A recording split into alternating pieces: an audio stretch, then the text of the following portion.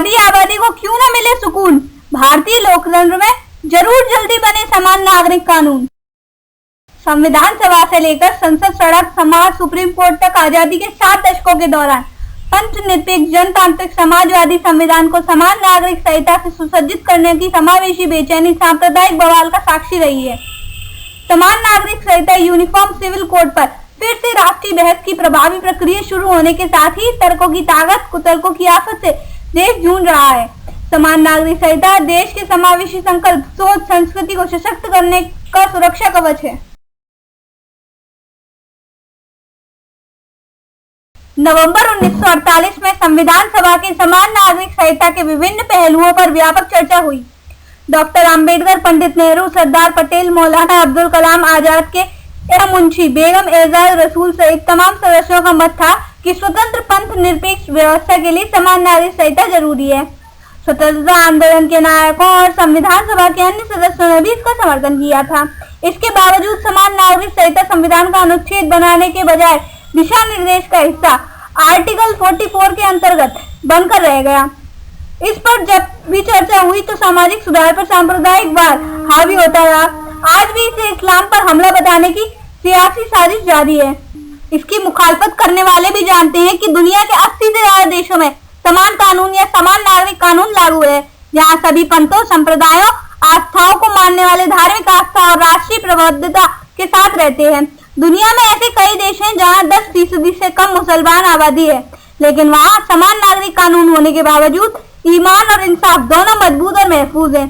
तो भारत में जहां 19 करोड़ या 14 से 15 करोड़ फीसदी मुसलमान आबादी है, समान नागरिक कानून से इस्लाम पर कैसे आक्रमण हो जाएगा? भारत के समय समय पर इसकी मांग उठती रही है।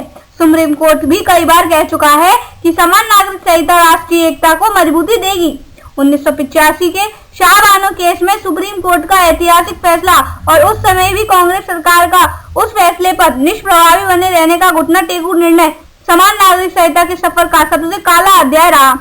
कांग्रेस ने प्रचंड बहुमत की ताकत से सामाजिक सुधार के स्वर्णिम अवसर को सांप्रदायिक सियासत की बलि चढ़ा दी। 2015 में भी सुप्रीम कोर्ट ने एक बार फिर समान नागरिक संहिता की जरूरत पर जोर दिया।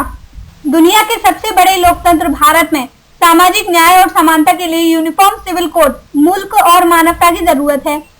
यूनिफॉर्म सिविल कोड महिलाओं की सामाजिक समानता, न्याय और उनके आर्थिक सामाजिक सशक्तिकरण की दिशा में मील का पत्थर साबित होगा।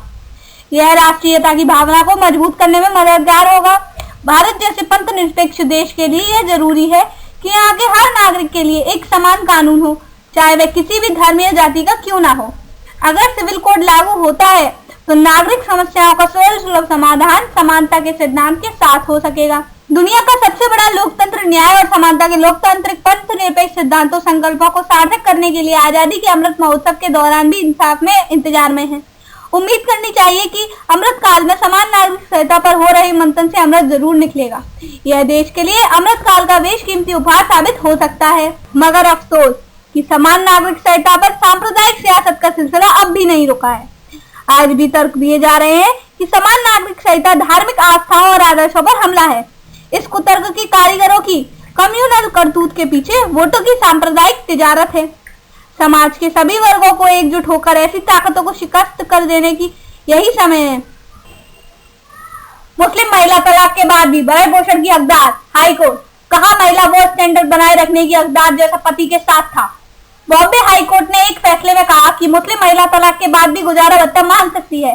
जस्टिस जीएसन अपने गुजारा भत्ता बढ़ाने के सेशन कोर्ट के आदेश के खिलाफ महिला के पति की पुनर्विचार याचिका को खारिज कर दिया। कोर्ट के फैसले में कहा महिला वो स्टैंडर्ड बनाए रखने की हकदार जैसा पति के साथ था। महिला 2006 में अपने पति के साथ सऊदी अरब गई थी। महिला और उसके पति के रिश्तेदारों के बीच विवाद था। इसी विवाद के चलते उसके पति ने बुरा बर्ताव किया। 2012 में वह अपने पति और बच्चों के साथ भारत वापस आई। इसके बाद पति ने महिला को तलाक दिया, लेकिन उनको कोई गुजारा भत्ता नहीं दिया। महिला ने मामले को लेकर मजिस्ट्रेट और सेशन कोर्ट में अपील की। मजिस्ट्रेट ने महिला को 7,500 और बेटे को 2,500 मासिक भरण पोषण देने का आदेश दिया।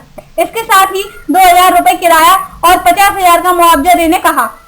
हालांकि दोनों पक्षों ने इसके खिलाफ सेशन कोर्ट में अपील की। सेशन कोर्ट ने महिला का गुजारा भत्ता बढ़ाकर 16,000 कर दिया। इसके खिलाफ पति ने हाईकोर्ट में याचिका लगाई थी। पति ने दिए थे ये तर्क कोर्ट में पति ने तर्क दिया था कि महिला ने घरेलू हिंसा का आरोप अलग होने के 1 साल से ज्यादा समय बाद लगाया।